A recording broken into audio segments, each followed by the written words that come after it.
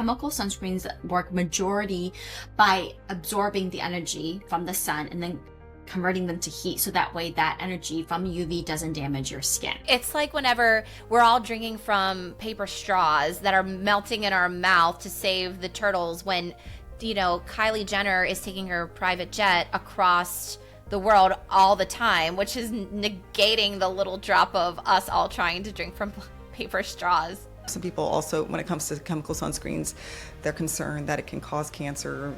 Good news, it doesn't cause.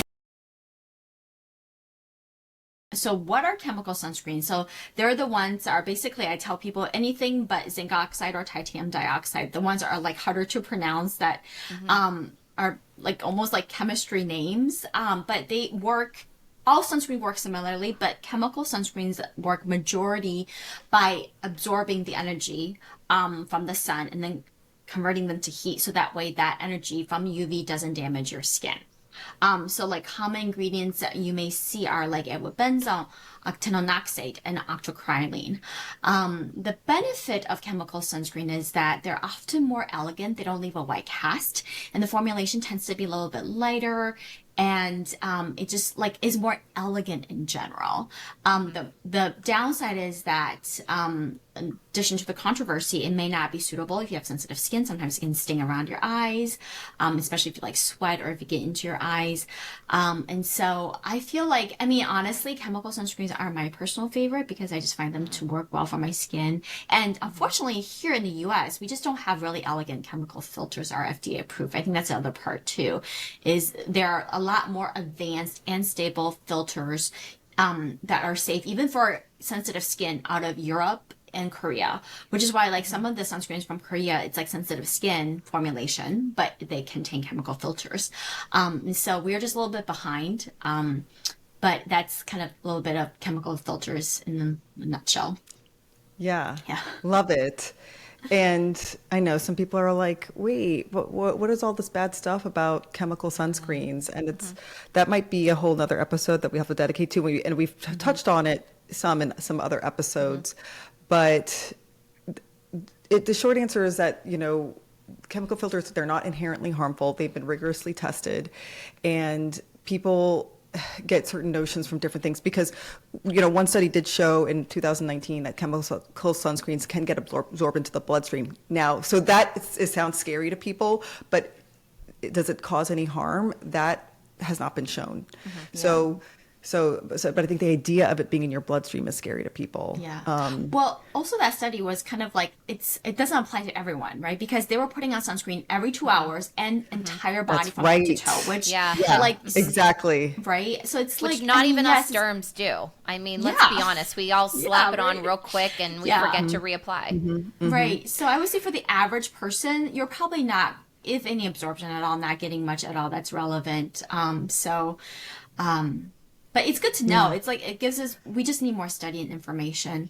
I think the other thing a lot of people worry about is potential like harm to the environment, like corals and things like that. And I think that we also need more studies on that. But I think that the good thing is like the one that is the bad player, like is no longer in many of the formulations anymore. Yeah, so the oxybenzone. Yeah.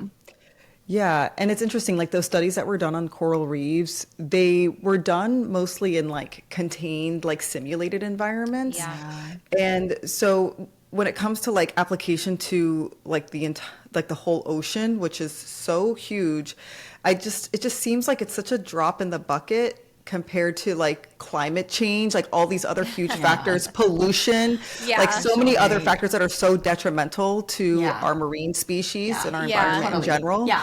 So it's just, it just frustrates me too. Mamina, it's like whenever we're all drinking from paper straws that are melting in our mouth to save the turtles when, you know, Kylie Jenner is taking her private jet across the world all the time, which is negating the little drop of us all trying to drink from paper straws. Exactly. I know. You remind me, I think there was an article, I think like AAD World, or one of the it was it kind of showed there was actually no correlation between like the damage of coral reefs and basically population density. So you would assume if there is, you know, a lot of people living on like Hawaii, I think was like they'd be using sunscreen, right? You would see more coral damage, and they didn't find that. And so it just goes to show we need more research about the potential harm it's even doing to the environment. And also like oxybenzone is not just from sunscreen. You can find in other personal beauty care products too. So to blame it on sunscreen alone, I think is just, we need more data. Yeah, and then people also think chemical sunscreens are like the bad ones. Like if you actually put regular zinc oxide, there was even a study that was done with that with coral reefs, and that could even affect like, and once again, not in a big ocean, but like if you were to like do a study where it's in a simulated environment and you just like throw a bunch of zinc oxide on it, that can affect the coral reefs too. So so there's 2 points to it. Like one is, first of all, the studies aren't something that we can really base off of because it's done in like in a smaller setting, and then 2 is that there's so many other factors that are playing a much bigger impact on our coral reefs. So if that's any consolation for people on that. And then, you know, some people also, when it comes to chemical sunscreens, they're concerned that it can cause cancer. Good news, it doesn't cause cancer. So Spoiler you don't alert. have to worry about that. The thing that like really bothers me though about people who are so anti-sunscreen is that they're, 1, fear mongering, and 2, making very bold claims that chemical sunscreens will cause cancer and will kill you. And how dare you do this? And these are toxic ingredients, where I understand if you have concerns about that study where it can be absorbed in your bloodstream and you choose to do mineral sunscreens.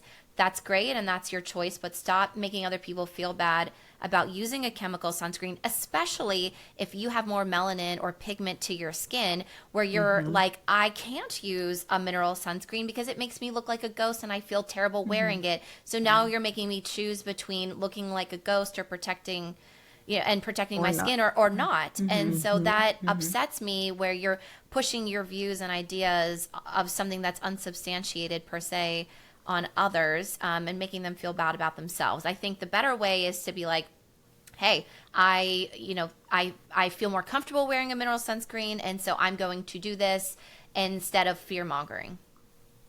Yes, exactly. Yeah.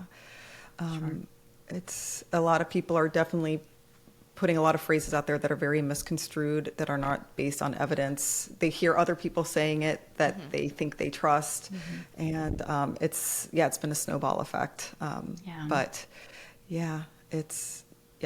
make a really good point.